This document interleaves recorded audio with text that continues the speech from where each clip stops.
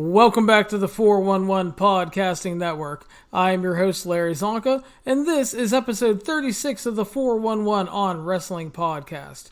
You can follow us on iTunes, Stitcher, Spotify, Google Play, YouTube, and of course the 411mania.com website.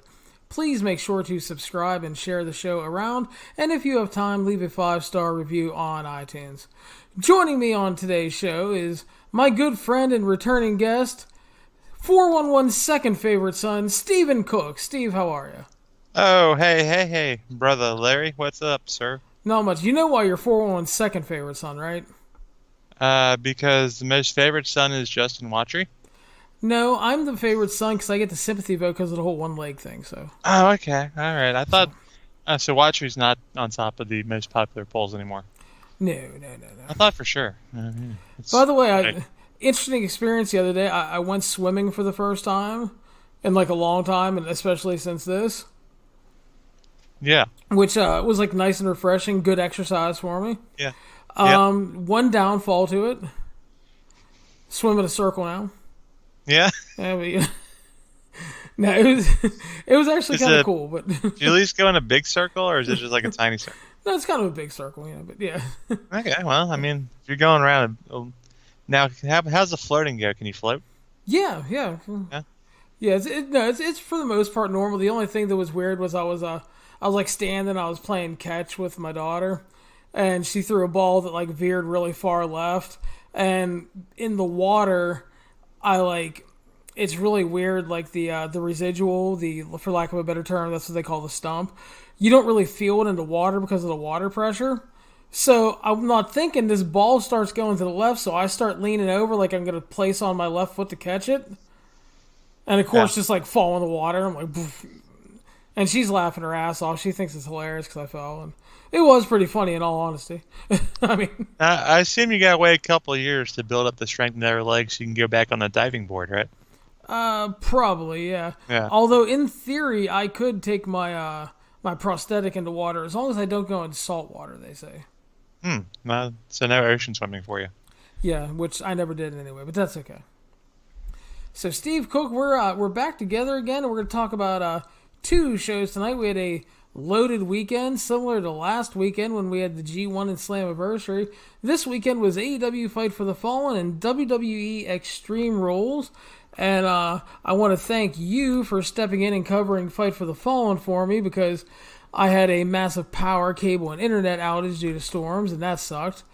But AEW Fight for the Fallen, we'll start with the pre-show. Had Sonny Kiss versus Peter Avalon. Your thoughts? Well, it was the match that was booked exclusively to piss Jim Cornette off, right? That's basically the whole story behind that? Pretty much, yeah. Yeah, just to piss him off. It was a match. I don't have a lot to say about it. I mean, the librarian gimmick, I don't completely despise it like a lot of people do. They're just mad at the idea of having a gimmick, and it's something for those two to do. I don't hate it or despise it or anything, but Peter Avalon he's a guy. He's a guy. He's just kind of there. He's in the role probably to lose matches to guys like Sonny Kiss. So, Sonny Kiss, young. How long has Sonny Kiss been around? Does Sonny have a long history in the business? Do we know? I do not know. I'll try to look it up while you're...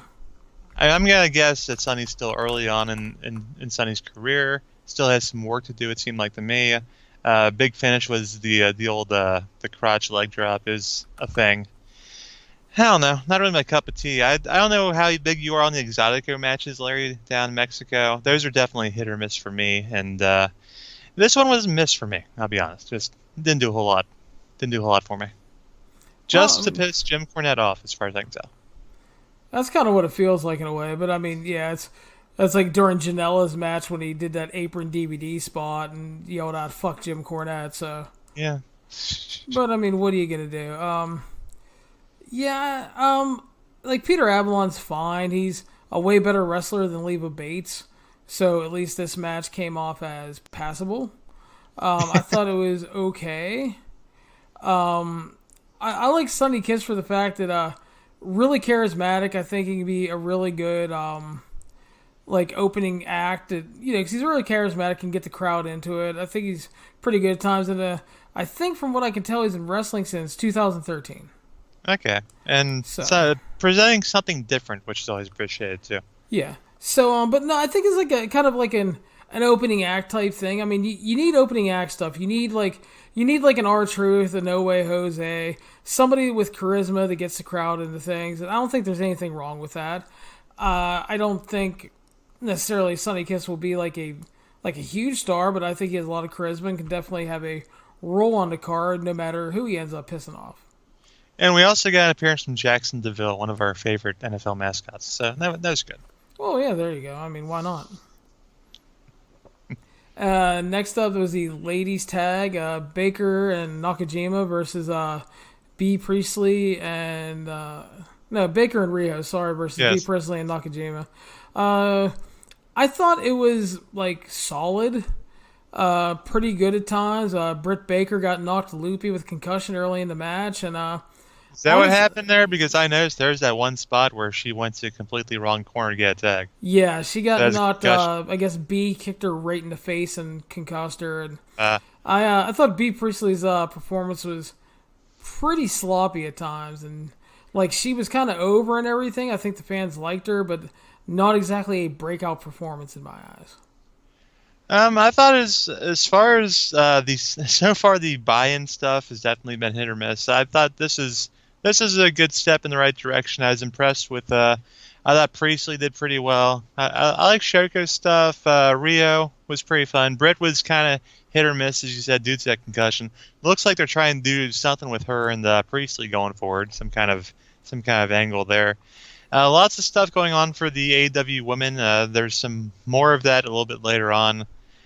Maybe not the best showing for that division tonight, but this was the better of the two matches. I think we could agree on that. I will definitely agree on that. By the way, apparently I got heat for saying that the venue looked cool. I said that in my review, and somebody quoted that and said, "That's how you know this is going to be a shitty review." I think. I think that's. Are they? The one way I could kind of read that is that if you're stretching for compliments so much to maybe they think you're stretching too far for compliments. Maybe I don't know. It was one line. All I wrote, four words. The venue looks cool. That's all I said. People are gonna find things to comment on. I'm sure they did with mine as well. I don't read comments, Larry. Come on now. Yeah, but I just thought it was funny that like somebody took like such umbrage with that they had to get all upset. It's like it's kind of like a throwaway comment. We have a lot of people getting upset about things these days with the various promotions over various things, which I know we'll probably get more into that later on. Why people cannot just enjoy wrestling in general and have to be all wrapped up in whatever promotion it is. I mean, it's just their viewpoints are based on who's putting the show on. I don't know. Yeah, which is a shame. There's a lot to enjoy because like last weekend was really great with the G1 show and Slammiversary. Really enjoyed both of those shows, and I thought this weekend was a really good weekend overall too. Yep. So, so the main show kicked off. MJF, Shawn Spears, Sammy Guevara defeated Jimmy Havoc, Darby Allin, Joey Janela just over 13 minutes via pin. I thought this was a good match with the exact finish I predicted and hoped for, with Shawn Spears pinning Darby Allin, the man that Cody could not beat and went to a draw with. I thought that was a good storytelling device to add to their feud. Like I said, I liked the match. Thought Sammy Guevara got to shine, and I liked MJF's interactions with Spears because MJF is not only an asshole, but he's an asshole to everybody that he just doesn't like. Yes, and I love the interplay with those two because, of course, MGF, the protege of Cody, which we don't know where that story's going. It's probably gonna end not too well for somebody. But as long as MJF is Cody's protege and friend and whatnot, he's not gonna be happy with Shawn Spears splitting the man up from a steel chair. So I was wondering why they put those guys together to begin with, but it did lead to some humorous stuff during the match. Interesting tag team with Allin and Jimmy Havoc and Janela. Janela, I don't know if he redeemed himself for getting his butt kicked by Enzo Amore, but he did all right, I would say. Darby Allin, I know you're a lot more familiar with his work than I am. It seems like he's He's I don't know, kind of goofy looking guy. I guess is that fair to say? Kind of goofy looking guy. Sure. Is that mean? No, I think a lot of people probably think so, like Kind of that. strange looking bird, but the kid has a lot of heart. He's willing to take a beating, and I think he has the qualities of a guy that can get over. Certainly on a mid card level, at least as a solid babyface going forward. And I don't think taking the pin really hurt him too much. And of course, he had the good match with Cody. So this I'll say this exceeded my expectations. The one downside that I saw was MJF did not cut a pre-match promo. I was not happy about that. Yes, that is a shame. And Steve, is like I said, Darby doesn't really get hurt here, and it was more important for the story they were telling. And sometimes you just have to sacrifice people, and we will talk about that later. Mm-hmm. So you have to make decisions which are best for your story and your main angles going through forward and everything. And Shawn Spears and Cody is the direction, so it just makes sense. It's a great bragging tool for Spears. You couldn't beat this little punk. I pinned him when you couldn't. It's simple. It's easy. It's not overly complicated, which is often for the best. And you got to think later on, Darby will probably get a chance to shine against the guy. Exactly. Next up, Brandy Rhodes with Awesome Kong in her corner defeated Allie at 11 minutes via pin. Steve Cook, I go to you for your thoughts. Well, there's an interesting build to this match. There was the road to the Fights for a Fallen show where you had Brandy talking about how her figure skating career was a miserable failure, about how her early wrestling career was difficult, and how she got into her own head about how she came up short in the big situations because she was so down on herself. But she was going to turn things around, and she was going to step up to the plate in this match, trying to make a big old bayface out of herself. And sure enough, right after they shake hands, here comes Awesome Kong to be the heavy for Brandy Rhodes. Which, you know what? I'll tell you this, Larry Csonka. If Brandy had Awesome Kong around during her figure skating career, she would have done pretty good. She would have been all right, I mean, Tanya Harding made a career out of that, right? Having people around to take people out for her. Fair enough. So unfortunately, she came around a little bit too late for that. But here on the wrestling side of things, Brandy and Allie going at it. I mean, I'm a big Allie fan. I think she does a pretty good job most of the time, and she did her best here. She tried.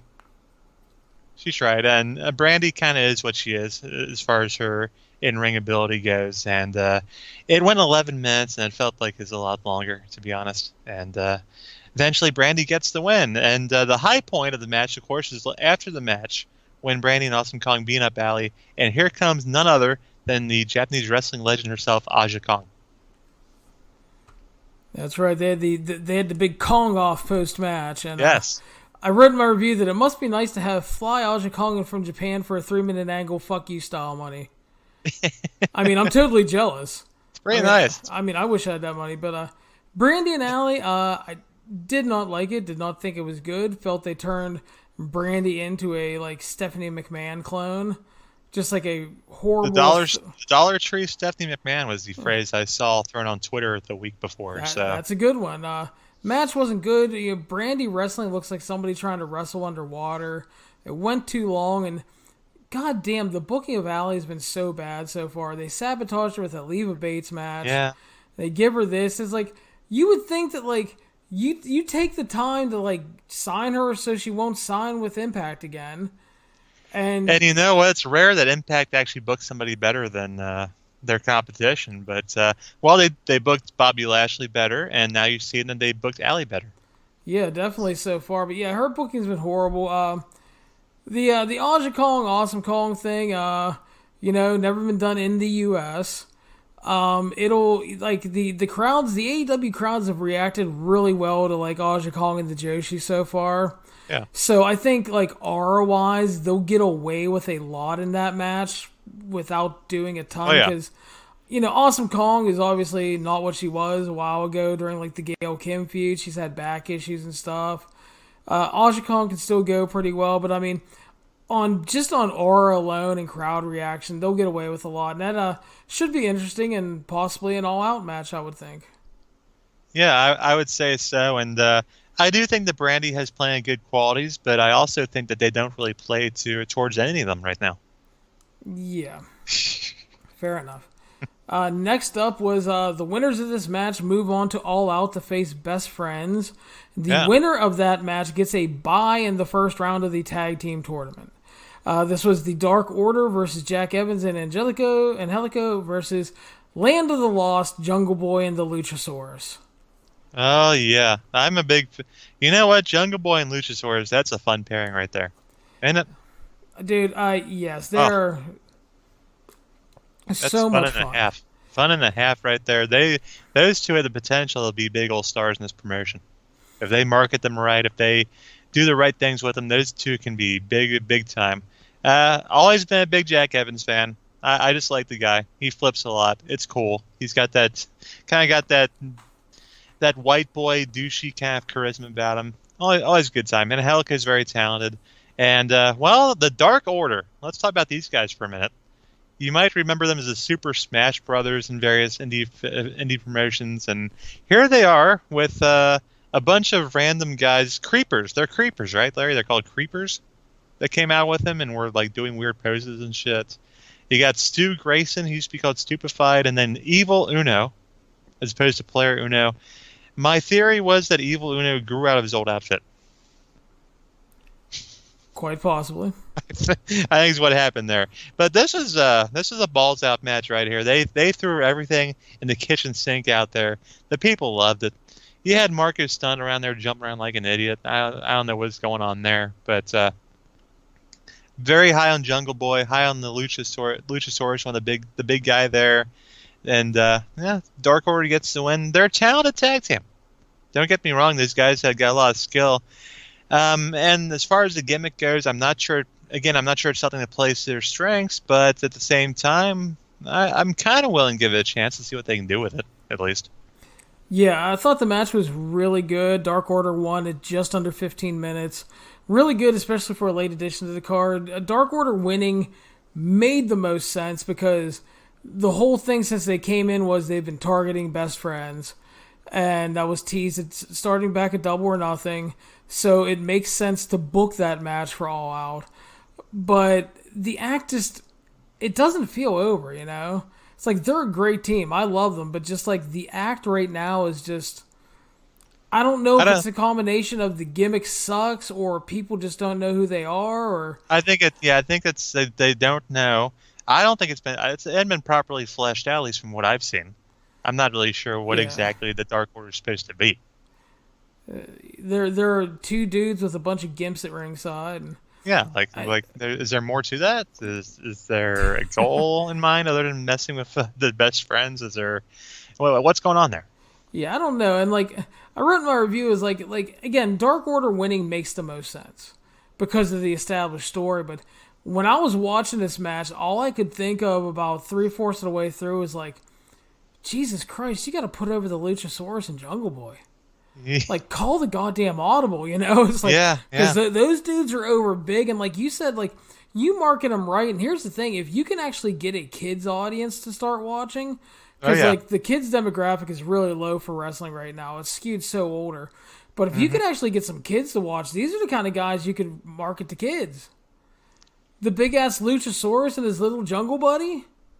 It's a good time. It's a good time. I enjoy it. And I know they're trying to explain the Dark Order thing on commentary a little bit. I think they're supposed to be all pissed off because they couldn't get out of Canada, pretty much. Like, I don't know if they couldn't get visas. You know how they've had problems. I mean, that was the basic thing why they weren't wrestling in the U.S. I mean, yeah.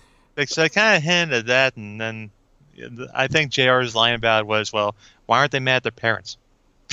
Yeah, it was like the weirdest commentary. Like, they're angry because they couldn't get out of Canada.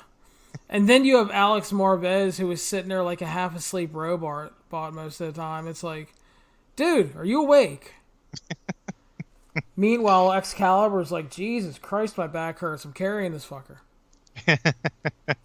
and we'll talk about. We'll jump on it right now. I mean, the performance of Jim Ross definitely seems to be polarizing to various fans.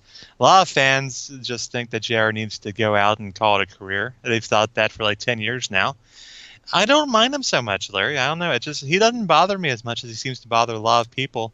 I don't know if it's because they once remember JR in his prime. I mean, I remember Gordon Soley calling 1990s WCW stuff. He wasn't very good then either, you know?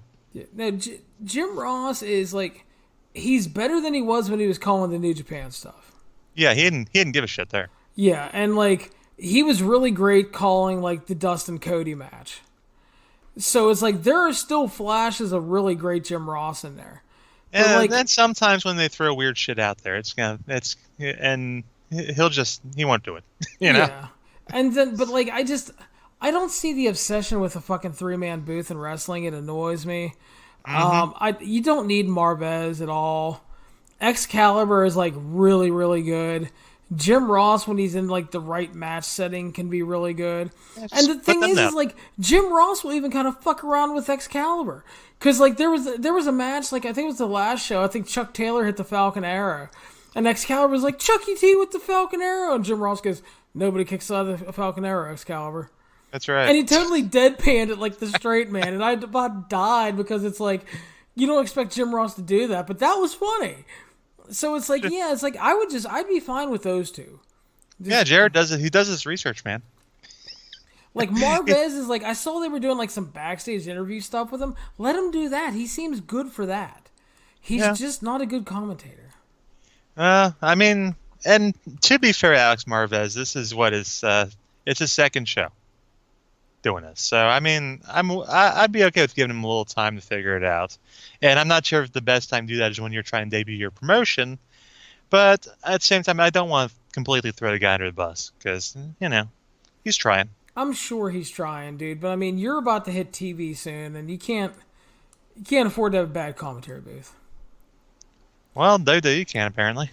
Well, when you have $2.3 billion in fuck you TV money, you can afford to do a lot of stupid shit. They have a lot. I wonder how the rest of their commentators are across the nations. I noticed that the Germans were the only other guys with a 3-man booth. I'm kind of surprised they hadn't worked that into the other countries either. Yeah, I don't know. So, next up, Steve Cook, one of your top contenders for the AEW Championship, the man who will face Chris Jericho at All Out, yes. Hangman Page.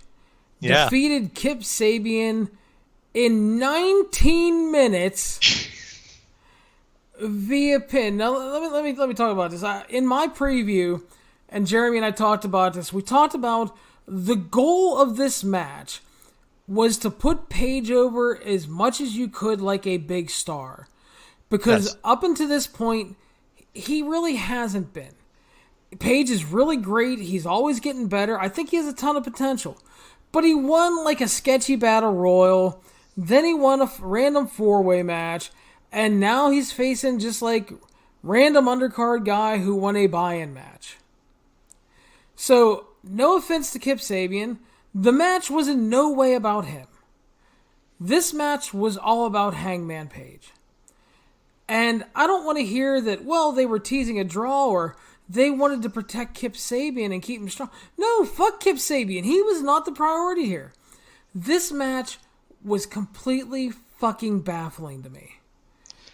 Page, I think that's... Page is about the challenge for the championship against Chris Jericho. And I'm sorry, I know some people don't like Jericho, but Chris Jericho is a fucking star.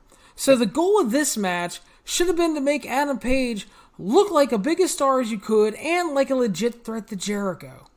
Not going long with Kip Sabian working a 50-50 match. It just makes no sense. The card positioning didn't help because they came after a crazy tag match and then they worked like a really slow plotting match. Oh, yeah. And then everybody's like, well, you can't expect Page to run rub shot. They're selling that he still has an injured knee. Why? They said before the show his knee's fine. Why would you even bring that in when you're trying to build up a match with Chris Jericho that you're trying to sell pay-per-view buys to?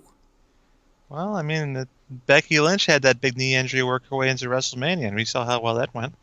Yeah, the angle went to shit in the last 2 months. See, the one thing, I mean, and one of the common criticisms, I can't even say that word, criticisms of WWE is the 50-50 booking, right? Don't we all complain about their 50-50 booking, about how people win, people lose, and it just goes back and forth to the point where nobody cares. Nobody stands out because nobody gets over. And that's been one of our complaints with WWE for years. And if somebody was to launch an alternative to WWE, I would think that one of their priorities would be not to focus so much on the 50-50 booking because people don't like that shit. But it looks like All Elite Wrestling, from what I can tell from most of their matches, they're not in the business of booking matches around getting one person over. Everybody's got to have a good showing. Everybody's got to do all their stuff. And everybody's got to try to get over.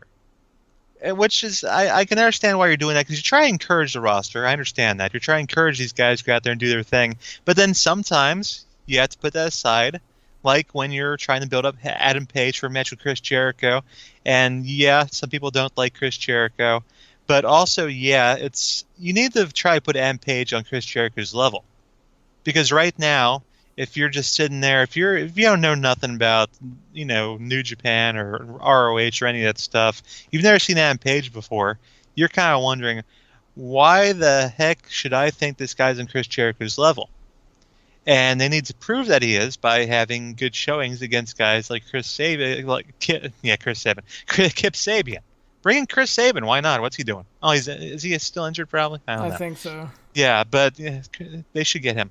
But anyway, yeah, he should be running over guys like Kip Sabian. If you really want people to think that Adam Page is a snowball's chance in hell against a guy who is considered by some one of the greatest of all time. Yeah. So yeah, I'm basically on board with you 99% on this, pretty much. Yeah. Yeah, I just think that, like, you go into matches with certain goals, and it seemed like the goal here was pretty simple. Adam Page wins you can have a good match in 9 minutes. That's all you needed. And they could cut a lot of that early portion, that's for sure. Yeah. So it's just, I think that it lacked intensity, and they totally missed the mark on what the goal was here. And the thing that shocked me is like, they did a post-match angle with Jericho. He attacked as a Dark Order crawler and laid out Page with Codebreaker and Judas Effect and busted him open. Yeah. If I'm Chris Jericho, who, by all accounts is a pretty fucking smart guy, and you're in the back and you're looking at the rundown sheet and it says Hangman Page over Kip Sabian in 19 minutes. Don't you go like, well, guys, hang on a second. Number one, whose idea is this? And Jericho's number two is probably, no offense, who's Kip Sabian? Sure. Because it's like, his focus is just Adam Page, man. It's like, yeah, I was just, it just baffled me, Steve. I don't know how else to put it. Yeah, and speaking of that Judas Effect elbow, I think Jericho's figured out at this point in his career that the best way for him to get over is by stiffing guys, it looks like. Hey, whatever works, man. Poor Kenny Omega's nose. Poor Adam Page's eye. Like, you gotta work a little snug. I get it, Chris. That's all right. I don't hate it. I saw the reports, and I don't know what to make of that, where I guess they were saying that Jericho is supposed to cut that promo after this match, and then, like, he didn't. Like, it slipped his mind or something? Or I don't know, man. I don't. It's hard to tell with these wacky kids these days. Mm-hmm. Speaking of wacky kids. Yeah. Next up, the Lucha Bros defeated SCU 15 minutes. Really good tag match. Lucha Bros are pretty much a lock along with SCU to have really good tag matches all the time. They worked well together. Kazarian and Sky developed into like a really good duo because, for the most part, it used to be Kaz and Daniels all the time. But these two have really developed into a good team. Love the Lucha Bros. Just really fun stuff. They needed a win here, and they got it because they had been technically 0-2, losing to the Bucks and then losing to the Elite on the last show in a 6-man. So they needed the win here, and the big story was the post-match where they busted out a ladder and challenged the Young Bucks to a ladder match at All Out, which, according to commentary and other reports, will be for the AAA tag titles again. Sure. I see no issue with that at all. Nothing wrong with that. Ladder matches, titles, seems like a lock to me. And just like the Lucha Brothers are a lock to have a good match anytime they're out there, pretty much. May of some matches they had that weren't so good, but every time I see them, they go out there and deliver. And of course, when you talk about SCU, you're talking about 3 veterans there. And I know Kazarian and Sky became. I know they got the team more in ROH with when Daniels was doing his singles thing, and they have developed into really good teams, as you expect from guys who have worked together for a large portion of their lives at this point. Yeah, and again, it's like I think a lot of people downplay like the veteran card sometimes, but like it's like Daniels and Kaz and Sky all still delivering really well, and just having really good and fun tag matches. And they're extending each other's careers too. Yeah, exactly. Because they got their little supporting cast, and they can do tag matches, and they can switch out and do whatever they need to do, and they can keep doing this for a long time from what I see. Exactly, and there's nothing wrong with that. I saw the one complaint was like, "Oh, the Bucks and the Lucha guys in a ladder match. It's just going to be a giant clusterfuck spot fest." Yeah. I'm sorry. I'm like, isn't that for the most part every ladder match ever? Yep. I mean, and you know what? Here's the other thing. If you book the Young Bucks versus the Lucha Bros, aren't you expecting a fast-paced spot fest of some kind anyway? One would think. I mean, that's kind of like the style, and I think that was a little bit of the problem with the main event too. Is that I think people were expecting like a Young Bucks match. See, that's where people were wrong. Exactly. And yeah. I was expecting more of what we got. I was expecting kind of what we got too. I just didn't expect it to go so long, but we'll talk about that in a minute. Yeah. So, but yeah, really good tag match. I liked it. Another setup for an all-out match, and that's good. Kenny Omega versus Shima up next. Kenny Omega won 23 minutes via pin. I thought it was really good. I thought it was very enjoyable. I love seeing Shima get a chance to shine against Kenny Omega here. I thought he's been really good in AEW so far. I know I upset some Dragon Gate fans when I talked about him being a bit spammy with the Meteoras because in Dragon Gate you use 800 variations of your finisher. And I forgot that, so I'm a bad person. That annoyed me too. But I thought it became a little much and a little repetitive. I said it would have been better with about 15 less Meteors. Yeah. I didn't think the match was bad or anything. It's just like, I think if you cut it down a little bit, take a minute or two off the time, I think it's an even better match. That's all. Maybe use a different move once in a while, sure. Yeah. And we just got to see our timekeeper Dasha during the match, which I appreciated. Yeah, Dasha. I was wondering where she went. Yeah, I think she's dating Justin Roberts. I was gonna say I was guessing there was some kind of connection there with one of them, and good for Justin Roberts. Yeah, I mean, yeah, good on him. Yeah, rather rock on with your bad self. Yeah, and then Omega needed the win here.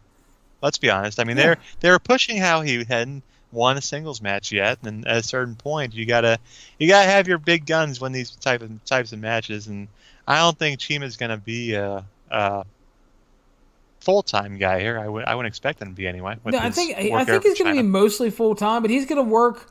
He's mostly going to do like trios and tags with Strong Hearts and like some of the other OWE guys. Yeah. I mean, he's not going to be like a featured singles guy. So, yeah, he can take the loss here. And he has like 55 years of ring experience too, and a certain credibility with this type of fan base. Exactly. So here was the Chris Jericho promo was up next. That, depending on the reports you believe, he forgot to cut earlier in the show. He called the place the White Trash Riviera and Jack-Offville instead of Jacksonville. Jerksonville, yeah. Yeah, he was having a good time, and he said he was going to get his thank yous by beating the crap out of every single person in All Elite Wrestling, starting with Paige. And then he basically said that they wouldn't be here, they wouldn't be getting TV and on like BR Live without him, and he wants his well-deserved thank yous. Just being a complete douchebag like he should be. Sure. And it's like, the thing is like, Jericho, he has to work like extra hard at these promos. And I don't mean that as a slight, but like, he's in that stage of his career that like, people really like Chris Jericho and have a lot of respect for him. It's kind of like... We want to cheer him. Yeah, it's like late career Ric Flair. When everyone's like, why does WCW keep turning Flair back babyface? Because nobody wants to fucking boo Ric Flair. He's 48 and awesome. It's like, nobody wanted to boo Ric Flair, Yeah. So it's like, so he has to work really hard. I thought he did a good job here. Just, burying the fans, burying Paige, burying the venue, and just, Basically saying that if he doesn't beat Page, AEW will shut down and it'll be all shit, and called Page a little bitch, and that's when Adam Page arrived. Yeah, call him a little bitch. Fighting words, Steve. That's right.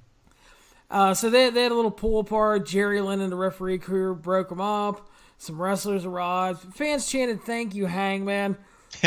I thought overall it was good, but I thought the Page retaliation would have gotten over a lot bigger.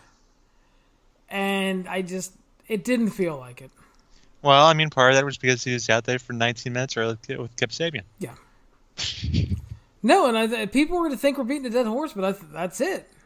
Yep. So again, you got to do something to impress people, man. Yeah, I mean, again, you have people that are watching the show, like you said before, Steve, that probably didn't watch ROH or watch New Japan, and they don't know who the fuck Hangman Page is. But they know who Chris Jericho is.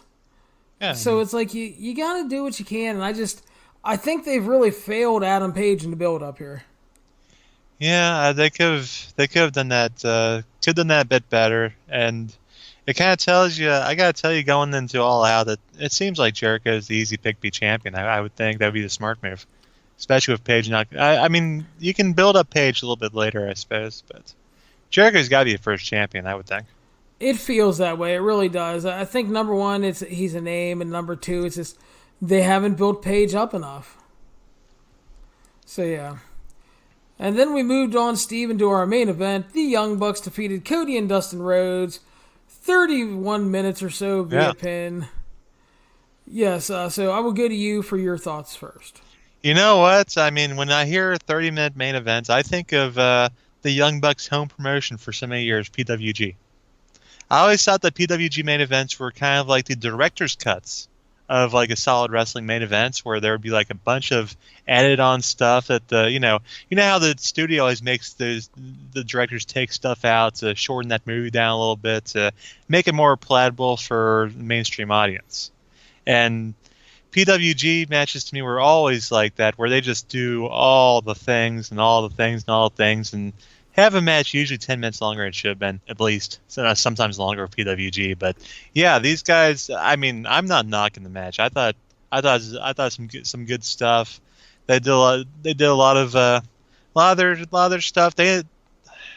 I saw a Jackson sell more than I ever had before, to be honest with you. I've never seen a Jackson sell an arm for that long. That was kind of crazy. So that's some good stuff there.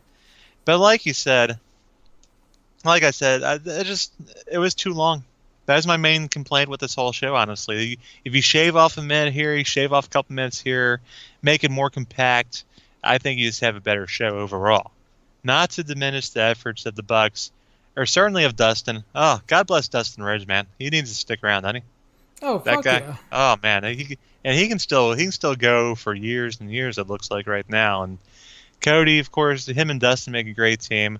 But it was the right decision because the Young Bucks are the top tag team in the promotion, and some might say in the world. We'll find out, I guess, with the Lucha Brothers and whatnot. But yeah, easy choice there.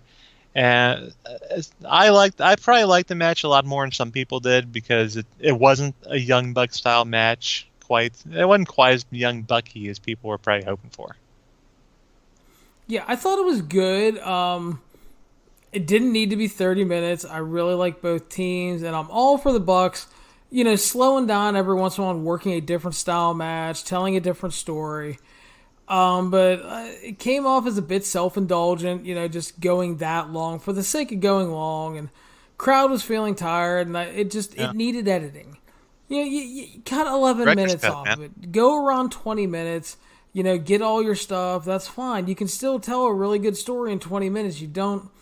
It's like I talked about, even with New Japan sometimes, you don't always need a 35-minute Okada match. Like, he had, his G1 match with Zack Sabre Jr. was, I think it was 12 or 13 minutes this morning. It was fucking great. Well, I mean, with Zack Sabre Jr. and Okada, I would assume so. But I mean, awesome. It's just the point that you don't have to go 30. And some people were like, I don't understand why you gave a 9-minute match 4 stars and then you gave this 27-minute match 4 stars. Well, it's there's not a sliding scale to where you calculate the time. I mean, My only thing is, like, if a match doesn't hit 3 minutes, I don't really think you have enough time to do anything. And Right. I tend not to rate it then. But, like, other than that, I don't see, like, time as a restriction. I think going too long can really hurt you, and I think it did here. But like I said, I thought it was good. I liked a lot of the stuff they did. And like you said, director's cut is maybe a good term for it, because like I said, it needs editing. Edit it down a little bit, keep a lot of the great ideas they had, same story, and it's even better. Yeah, and I think there was a short match we'll talk about a little bit later on the show that I think we would both give 5 stars to, because that was just probably the best match of the whole weekend. Yes, that will be on our next review. And then they closed up, and they donated $150,000 to the charity that they were doing the show for. So it was a nice feel-good moment. And like you said, unfortunately, I think the big criticism overall, kind of give final thoughts here. I thought it was an overall good show. Far from perfect, and I thought it was the weakest of the 3 shows so far. It felt long. It didn't need to be that long. Like, the main show without the pre-show stuff was like 3 hours and 30-some minutes. So then you add in the pre-show, and you're over 4 hours. So too long. They still have stuff to figure out before they hit TV. The page booking was baffling to me. Thought the Brandy Rhodes stuff was bad, but I thought there was a lot of good wrestling on the show, and it was enjoyable. And I liked the show. It's just, obviously there's work to do. And like you said, you brought up the point, you need to learn when to, we both said it, you need to learn when to sacrifice people, when you need to go, this is what we need to do, this is who needs to get over, this is what needs to be done, bottom line. And it's going to be growing pains. Because this is a new thing for a lot of the people involved running the company. You can have all the great ideas in the world, but execution is what counts in the end. Oh yeah, you can draw up a lot of great ideas on paper, no doubt about that. And then once the day of the show arrives, then you realize, well, shit, we can't do that, we can't do that, we can't do that. Okay, now we got to throw it all out. The ending thing, the charity thing was good to do. But man, that was just so awkward with the Young Bucks doing their post-match speech about how it was nothing personal with the Rhodes and all that. And then all of a sudden the music starts playing and they all come down and Cody gives this big speech about how they can't be counter-programmed, and Kenny has to try to make up a new catchphrase. It just came off really awkward to me. And not the best way to best note to end your show on. I feel like you might have been better served to just just leave that for the live crowd, and then maybe later on you could have like the little clip online of Cody cutting this anti-WWE promo and kind of get some buzz that way. Yeah, and I really wish they'd kind of knock that shit off. I don't think you should focus on your own goddamn product. That's what we used to say about TNA for years. Whenever somebody would debut and come out and point at the ring and then their first big promo. Yeah. Back in New York, the fucking WCW promo. It's like, no, nobody fucking gives a shit. And don't give me this bullshit of, oh, well, that was the best part of the Monday Night Wars. No. Okay, I don't care. I want WWE to be really good. I want AEW to be really, really good. I want Impact to be really, really good. I want ROH to be really, really good. I don't need them fucking talking about each other. I just need them to focus on their own bullshit, because they all do plenty wrong. Yep. Fix your own shit. Don't throw fucking stones at glass houses and all that bullshit. Just get your shit in order. Well, fortunately, they have some more time to get the shit in order before the TV show starts in October, and they got the All Out show coming up here at the beginning of September. End of August, actually. End of August. End of August, beginning of September. Pretty close. Same day as the UK NXT UK takeover. Oh yeah. Which runs earlier in the day, not technically head to head. But yeah, it's not counter program. That is something I wonder too when people are like, "Oh my God, they decided to run that show the same day." It's like, for God's sakes, it's different time zones. They won't be on the same time. Fuck. Oh, if anything, they're more counter programming New Japan, who's running Royal Quest show at the same time. See, there you go. In London, so that was AEW Fight for the Fallen. Thought it was a good show, Steve. I thought it was a pretty solid show. I saw a lot of people talking down on it on the interwebs, but I don't know. I liked it for the most part. There were a few minor complaints, and there's always going to be a few minor complaints, but I still think for the most part they're kind of moving in the right direction. And there are some people that I'm in the promotion I'm interested to see, and I'm gonna be excited to see what they produce here on TNT. Yeah, one thing I saw making the rounds on the Twitter is, like apparently Dustin is getting really involved backstage, trying to help younger talent. Good. And apparently, the one thing I saw is apparently he's taking young Sonny Kiss under his wing. Well, I mean, Dustin definitely has some experience working that type of character. Yeah, which I think that's a great idea, and just not only from a character standpoint, but to help with in ring and everything. And that's just, yeah, Dustin's such a valuable guy to have around. I never expected him until AEW came around to leave WWE, because I always thought that he would transition to a trainer in NXT, which I think he would have been great at. But hey, he's going to go somewhere else, and he's going to work still and have some good matches and help other people out, which I think is also just excellent. The more people that get helped out, the better. Exactly. So, Steve Cook, we will now move on to WWE Extreme Rules 2019. Yeah. Extreme. That's right. We started off pre-show matches. Shinsuke Nakamura defeated Finn Balor to win the Intercontinental Championship. To kick us off, your thoughts? Yeah. I saw a lot of people complaining about this because, there's the whole preconception of, well, if it's on the pre-show, it doesn't matter. I think WWE has decided they're going to win the pre-show wars, to be honest with you. Because, the buy-ins are getting all this negative publicity and stuff, and WWE decided, hey, let's throw some of our good stuff on the kickoff show. And, for people like me to have a tough time staying up late anyway, why not have a good match or two early on in the show? So I was all for that. I had no problem with their match order here. Nakamura is a guy, I think we've all said our piece about Nakamura's WWE run so far. It hasn't lived up to expectations, because we actually expected him to, do it like everything he did in New Japan and not being over here to collect a paycheck. But, he does what he does. I do feel a little bad for Finn Balor, though, because it just feels like his star's just completely fallen off ever since, honestly, the move to SmackDown, I think. It doesn't feel like he's been the same guy since he moved over to that show. I don't remember. I cannot name you a thing Finn Balor's done since moving to SmackDown. He feuded with Andrade. He was the Demon in Saudi Arabia, and that's it. See, yeah, I don't remember any of that. I'm sorry. No, I can understand why. That's pretty much it. And there was a point where it seemed like they're featuring him on Raw.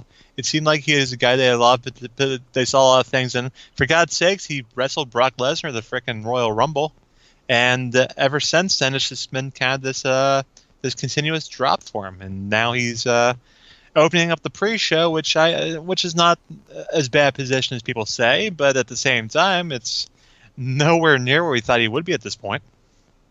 He could be a lot worse off, like someone else later in the card. That's for sure. As far as the match was 7 minutes 40 seconds. It wasn't bad.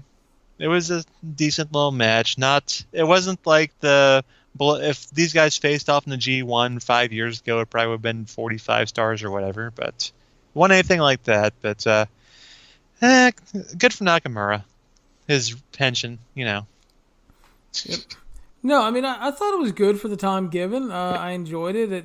Nakamura looks a little more motivated that he's back on TV again, and hopefully that sticks around, and hopefully they actually have fucking plans. That's going to be the important thing, because, yeah, he can come in and have a couple good matches with Finn, but if there's, no fucking follow-up, what's it matter?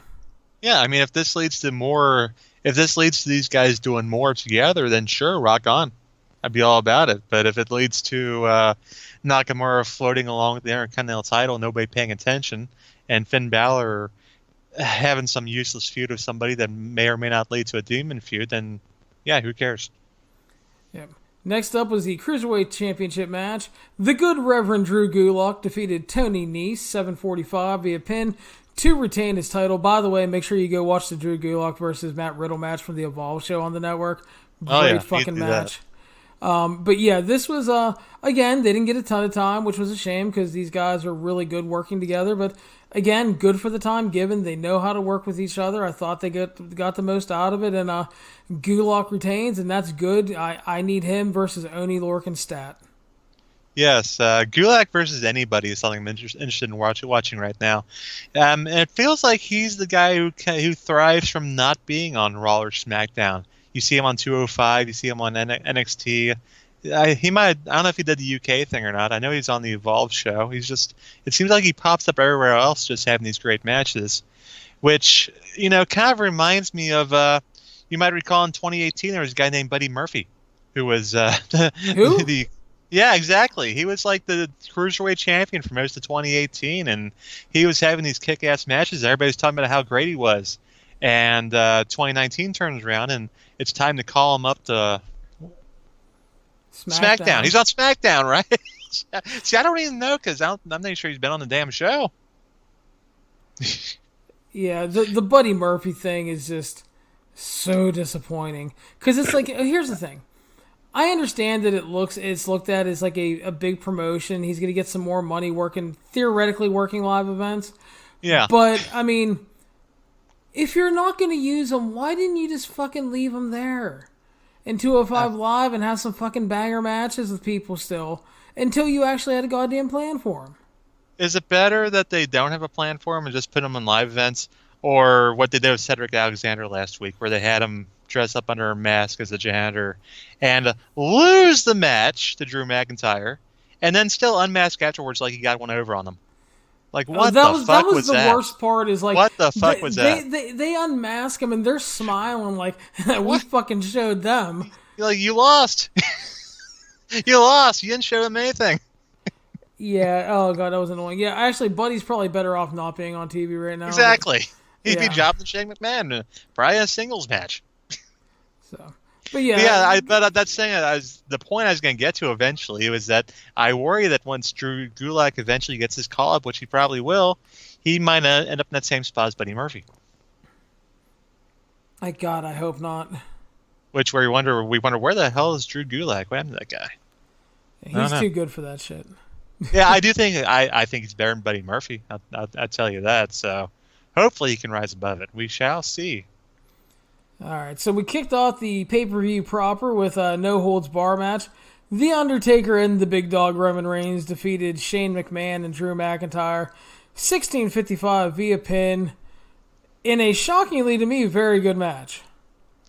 You know what? I think it showed the proper way to book The Undertaker in 2019. I wrote the same thing in my review, dude. You are correct. You put him in a tag team match. You put him with a bunch of guys that can. You put him with a bunch of guys that can help him out and hide his weaknesses. I mean, Roman Reigns is still a pretty darn good wrestler at this point. I think. I think he's all right. How do you feel about the Graveyard Dogs team name? That sounded stupid as hell. Yeah, it sounds stupid, but yeah. Yeah, but I like the idea of them teaming and having something to do at this level. And McIntyre is a guy. He's not quite as far along as I would have thought at this point, but he can still do the work. He can still make guys look good. There's no problem with that. And Shane McMahon's selling was kind of funny. I'll give him that.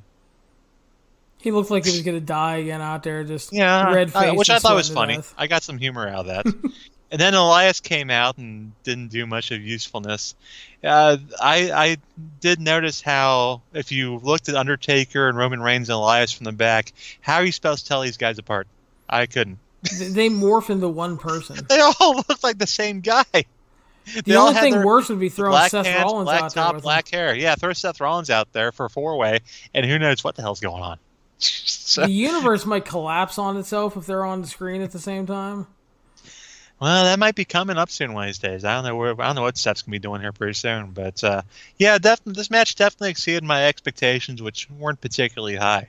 Now, I don't know how you feel about the placement of this match at the beginning of the show. I thought it was the right move. I thought it was a nice way to start things, but at the same time, some of these matches afterwards, they didn't quite get the same heat. But at the same time, those matches weren't built as well anyway. Yeah, and, whether we like it or not, this was a big match that they put a lot of time into building up to. They brought The Undertaker back for it. They wanted the crowd to be as hot as possible for it. Yeah. So they put it on first because, you look at the main event reactions and That crowd was so dead for 90% of it. Oh yeah, and this match would have died in that same slot. Exactly. So yeah, no, that was a smart move, and yeah, I wrote in my review too the same thing. It's like, this is how you need to book Undertaker in 2019. Nobody wants to see him in 20-minute singles matches. All they want is they want the entrance and they want the hits. Yep. They want to see the choke slam. They maybe a snake eyes or the fucking old school, a tombstone. That's all they want to see. Do a leg drop on the apron. Why not? Yeah, leg drop on the apron. They just want to see the hits, man. Nobody wants to see him out there struggling for 20 minutes and looking like he's going to die and falling all over himself. Or, nearly dying when Goldberg fucking dropped him on his dome in like an All Japan style brainbuster when he fucked up the jackhammer because he was concussed from hitting the ring post. I mean, nobody wants to see Undertaker that way. Nobody wants to remember him that way. He's still useful. The fans still pop for him. The entrance is still over. We all love the joke about how long it is, but I mean, it's over. It's over. People like it. Yep. Yeah, so I mean, yeah, it's like, use him smartly. Bring him back for a tag like this. Do the whole, they've said this in the past, he's the conscience of the WWE. Some fucking baby faces are being wrong. The dong hits. Here comes the Undertaker to save the day. Do a fucking trios match. Do a Survivor Series match. Keep them limited. Let them play the hits. Everybody goes home happy, and then it's fine. Yeah. Everybody here came out fine. So yeah, it's just like, a good example. Roman Reigns looks better because he's getting. I mean, this is actually an instance where Undertaker actually gave Roman Reigns a rub. Yeah. Not like that WrestleMania main event that sucked. Oh, so bad. Well, I try to forget that match too, but this gave Roman more of a rub than that did. Yeah. So yeah, again, surpassed expectations, thankfully, and very good way to start the show. So next up, Steve Cook, we had the Raw Tag Team Champions, The Revival, defeating the Usos in 12.5 minutes. Your thoughts? You know what? And I feel like my thoughts on this are going to be opposite than a lot of people's thoughts on this. I mean, we all love The Revival. We all like the Usos. They're great tag teams. They're very good at what they do inside the ring. At the same time, I watched most of the first portion of this feud with The Revival and the Usos. And watching that feud made me not want to see anything with the Usos and Revival. The back shaving didn't do it for you, huh? No, the back shaving didn't do it for me. The hot wax, whatever they're doing, where they're Uzi hot, man. The Uzi hot, yeah, that did nothing for me. So you put the Revival, you put the Usos. I don't care. I really don't care. And quite honestly, the people out there, they seem to agree with me, because while this was a perfectly solid wrestling match, and they did all their stuff, and the Usos had their nice designer sweatpants on and all that, and Corey and Renee were talking about the Revival's lifestyle. I have no idea what the fuck those two were doing. Who knows? But it was just a drop off, man. That just didn't do anything for me. And I think that's a fair assessment that I saw other people sharing, and that's what happens when you have that booking that can really turn people off. And it doesn't matter what company it is. You do stupid shit like that, and you're going to upset people or just make them not interested. I mean, I enjoyed the match and thought it was really good, but I could totally understand just that shit turning you off and not wanting to see it or not being overly invested in it, because that shit really takes it out of you, man. It is hard to care when you're, like, the feud is started with back shaving skits. It was just so bad. It's just so terrible, and I just wanted nothing to do with it, to be honest with you. It's amazing the Revival, the team that was having all these 5-star matches in NXT, has been reduced to back shaving associates of Shane McMahon.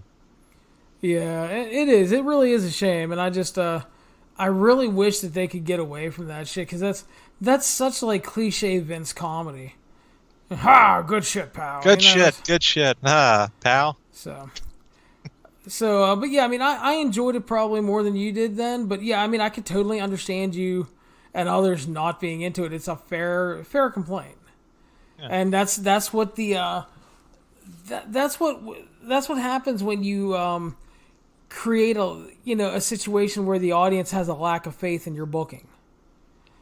And it's just, you do shit like that, and then you take acts that people genuinely tend to like a lot, like the Usos and the Revival, and then someone like you who likes them, and then you're just like, nope. Yep, I mean they could roll. They could. Those two teams could probably do anything at this point. I'd just be like, whatever. Yeah, I and mean, that's a cool shame. match.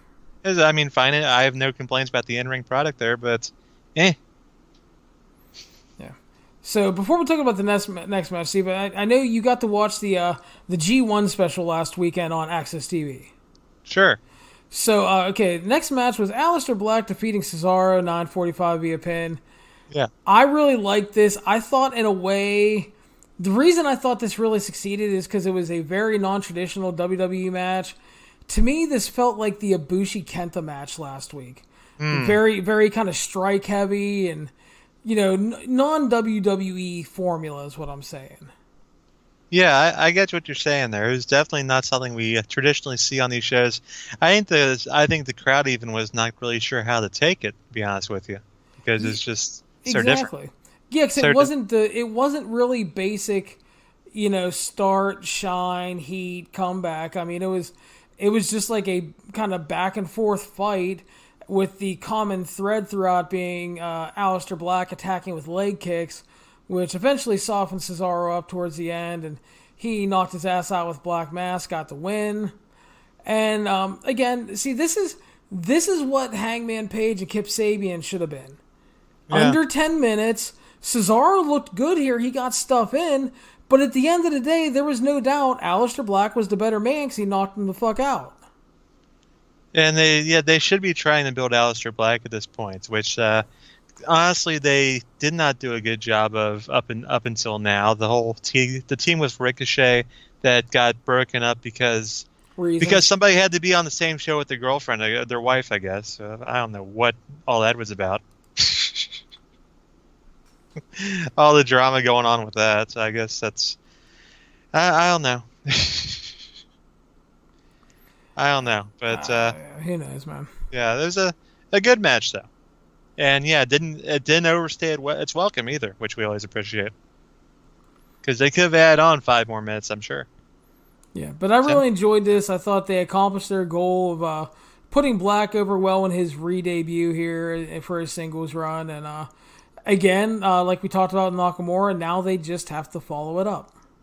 Yeah, do something else with the gentleman. I mean, hell, maybe you do Aleister Black and Shinsuke Nakamura here down the road. I was dreading that they were going to do Black and Orton here. Oh. And well, if you want to kill the guy off, then sure, go right ahead. Exactly. So much to my relief, it was Cesaro, and I thought this was great, though. Good times. And speaking of good times, there's a little sketch that the next match brings up with some of your good buddies from NXT, the old Street Profits. Well, how do you feel about their appearance? Well, hang on. First of all, we had R-Truth looking for Hornswoggle on the 24/7 championship. Oh, see, I forgot about that part. Yeah. And then Alexa Bliss gave Nikki a T-shirt. Yeah. And then that's when the Street Profits made their random appearance. They're like the WWE chorus. They're just like randomly appearing and commenting on everything, and it does nothing for me.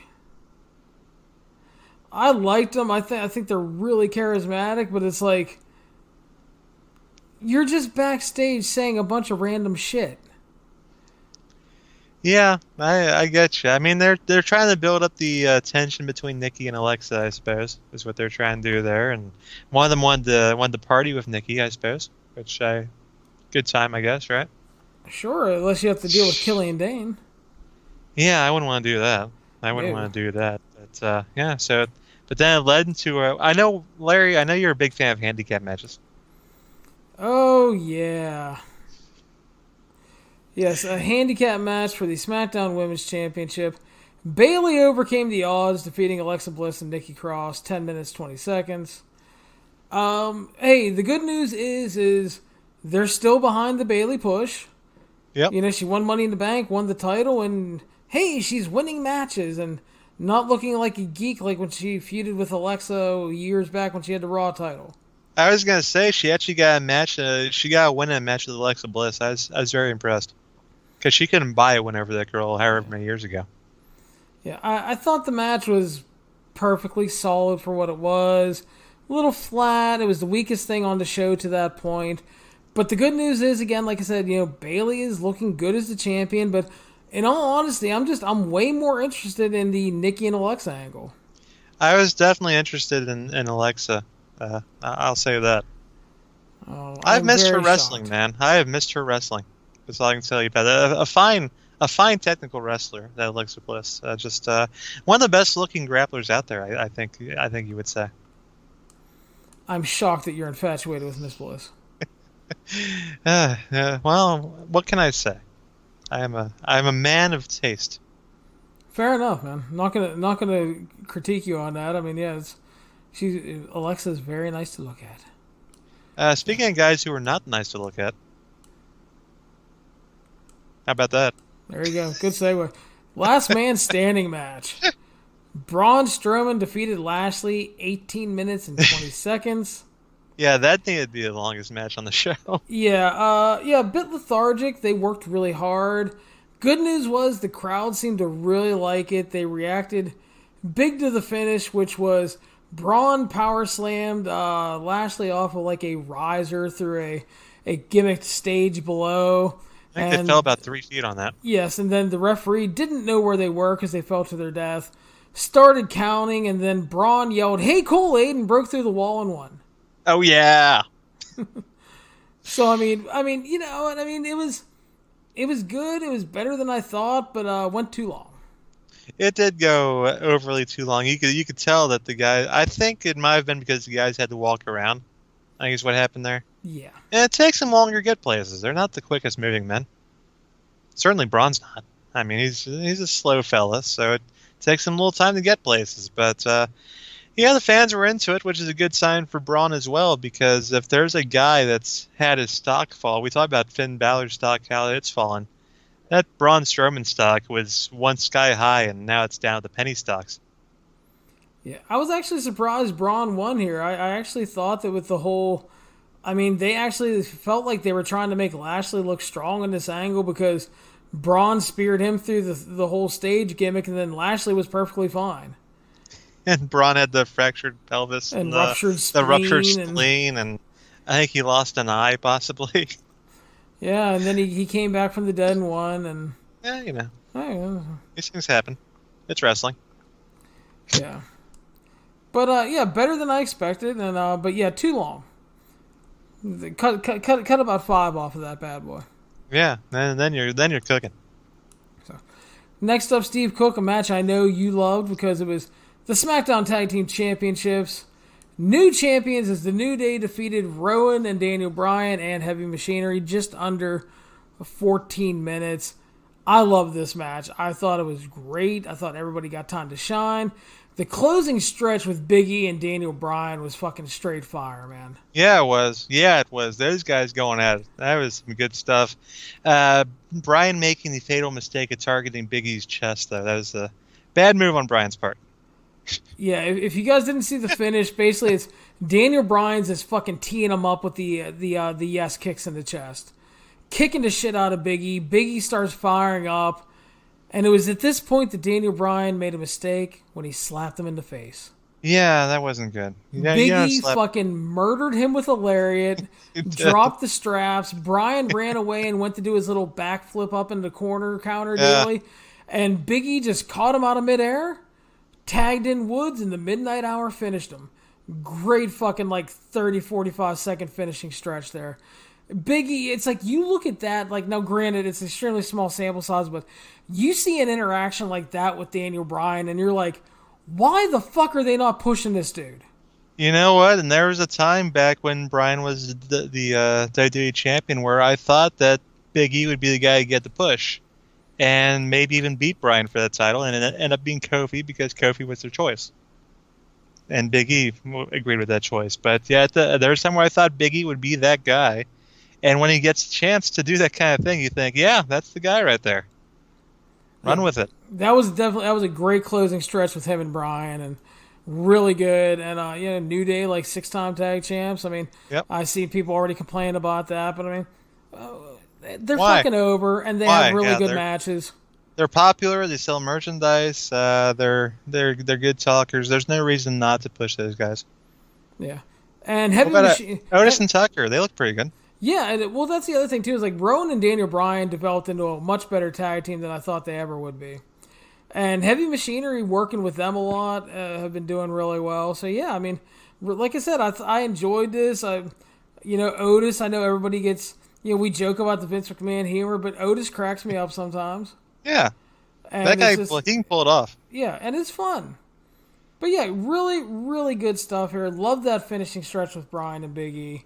So, New Day was about to celebrate backstage, but Paul Heyman walked through and stole a microphone. Yeah. Came out and said, Philly, he is Philly. He's the concept of Extreme, and he won't leave here until he's part of history. And then he gave us a spoiler and said that Brock Lesnar would be cashing in tonight.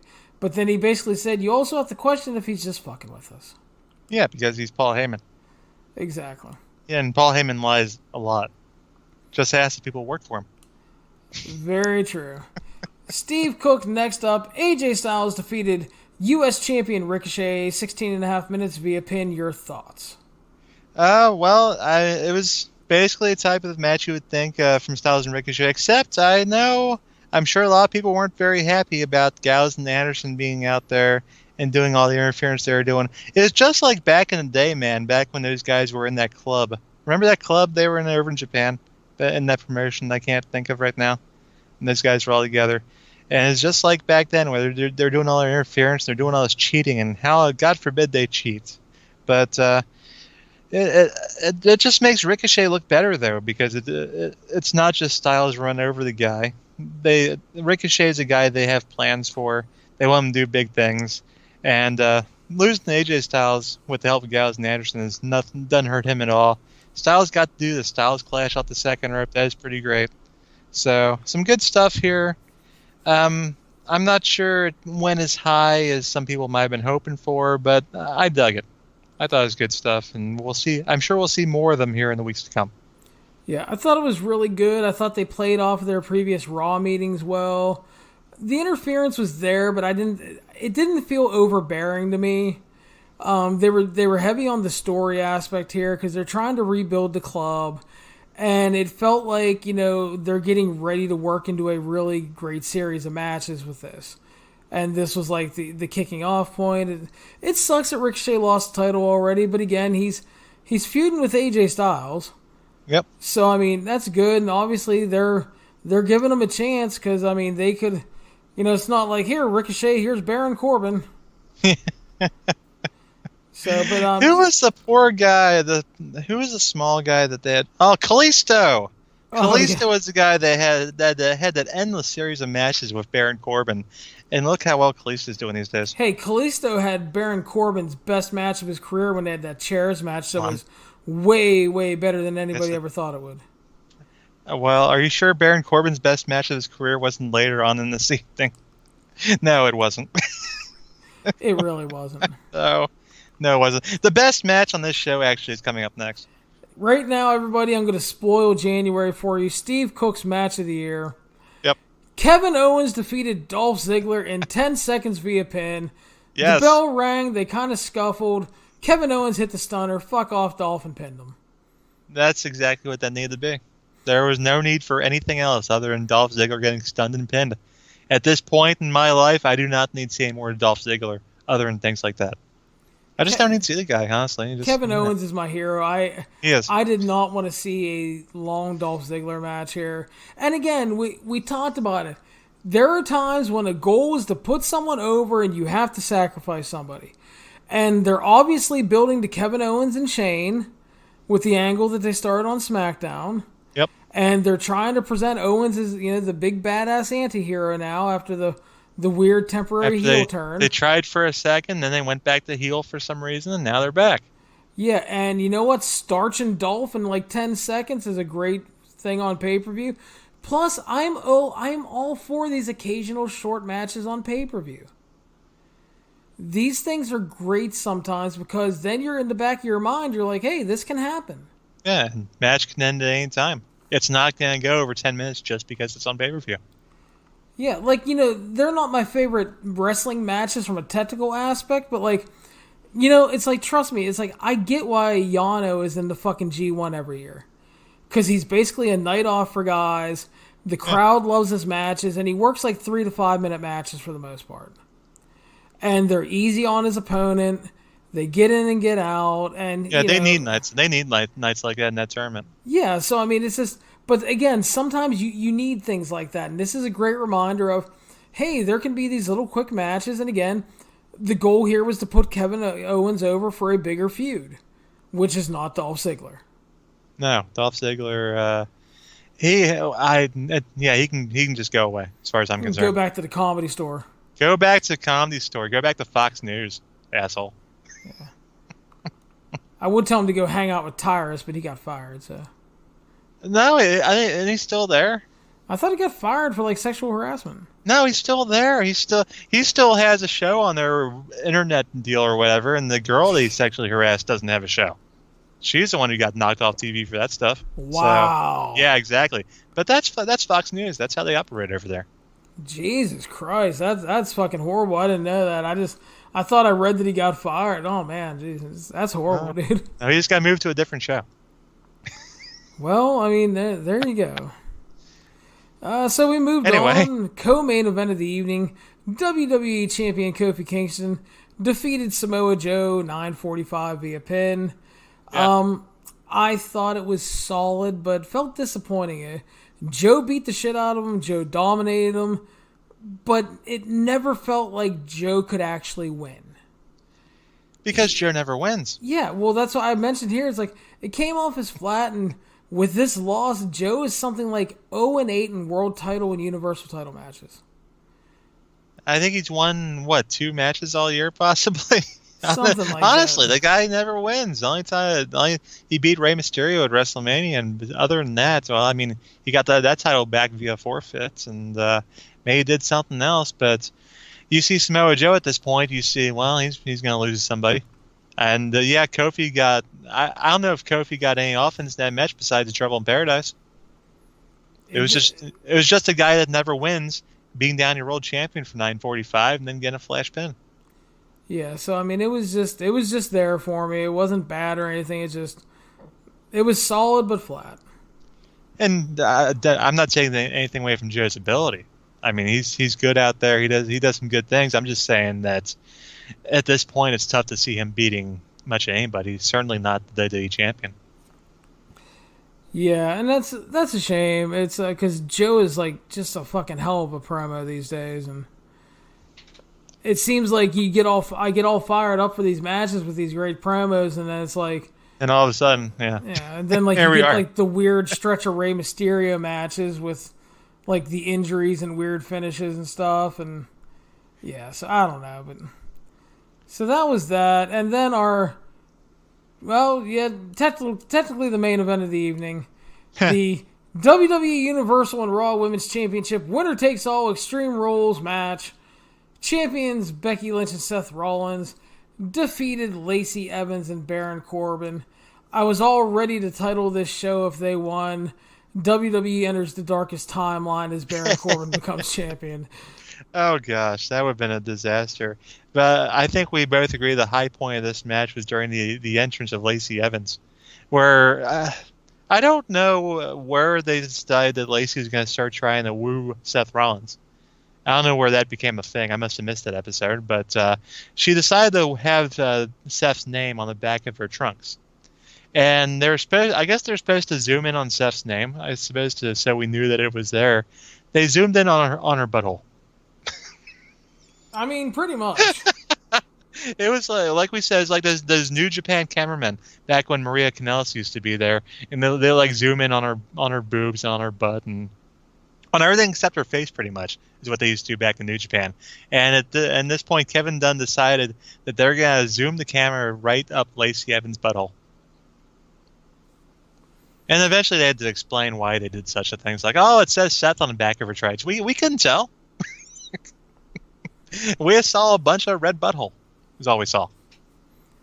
Which a lot of us enjoyed. The first thing that annoyed me about this match is that the WWE rules fucking suck. This is an Extreme Rules match, which means there are no rules.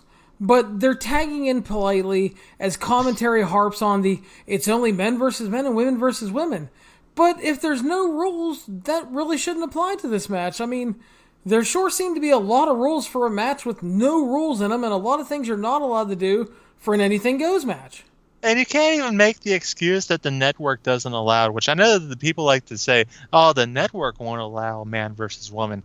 You're not, I mean, you're on the WWE network. It's your own damn network. Yeah, I thought it was okay, which for a main event is not what you want. The crowd was really flat. It only really popped near the end when they did the one smart thing when Baron Corbin hit his fucking finish on Becky. Yeah. Because that is how you actually get real heat on that motherfucker. You have him hit that and you have him tease an actual pin. Because that is the ultimate asshole thing to do for him to try to pin the woman because he can't beat Seth. And then Seth gets to act like a fucking crazy person and completely destroy Baron Corbin. Exactly. Beat the shit out of him with a kendo stick, chair shots, hit 3 blackouts, and finally pinned him as Lacey Evans was like, I'm fucking out. Yeah, Lacey wanted nothing to do with any of that. She was done. So it's like, I can safely go the rest of my life not seeing another Baron Corbin main event. Uh-huh. Well, yeah, I think we all can agree. Well, maybe some people out there who are just complete masochists would enjoy more Baron Corbin main events, but no. But the show is not over, Steve. No, it was not over because the smartest man in professional wrestling, Brock Lesnar, arrived. Yes. Took Seth Rollins to Suplex City, cashed in, hit an F5, and became the new champion in like 13 seconds. And I thought for a second when that music hit, I thought, well, you know what? Seth's completely deranged and insane right now. Is this the best time to do it? But who was kidding? It's Brock Lesnar. Doesn't matter. Yeah, I was not shocked, but I was kind of surprised because I had really taught myself, and I thought he was going to take out Kofi and beat Kofi. And be the champion on Fox? Yeah, partly for that, but the other thing to me is like, he comes off as an even bigger asshole beating super family man Kofi that just had this awesome journey and he's been a super fighting champion and just like a good chap. And then dickhead Brock Lesnar comes in just to ruin everything. Yeah. But no, he ruined Seth Rollins instead, which, since Paul Heyman's going to be the guy on Raw, I guess you got to have Brock over there. Yeah, and again, that makes sense, and I wasn't really thinking about that. I just thought that, I thought that they might really want Brock for Fox, and I guess I worked myself into a shoot, Steve. You worked yourself into a shoot, Larry Csonka. Apparently I did. Happen from time to time, which, it's a Brock Lesnar title change. We've seen it time and time again. He's going to be around occasionally. It's going to be a thing. If you're into it, good for you, I suppose. Yeah, and, God bless Brock Lesnar for getting paid and everything, man. No, I don't fault him. No, good for him. Keep it going. Why not? Yeah, I'm not really excited about Brock being champion. I assume they did that so they can do him and Seth in a rematch at SummerSlam. Yeah, that would seem to make sense. Because they need matches for that, so... they really do. We'll see what happens, but overall thoughts on Extreme Rules, Steve? I gotta say, for the most part, it exceeded my expectations. I thought there weren't any matches on this show that I would say were just flat out bad. Even the whole Baron and Lacey thing. There were enough weapon shots to amuse me. Some decent stuff there, and everybody brought their working boots and did the best they could. We had the match of the year with Owens and Ziggler, so I enjoyed the show. I thought it was pretty solid stuff.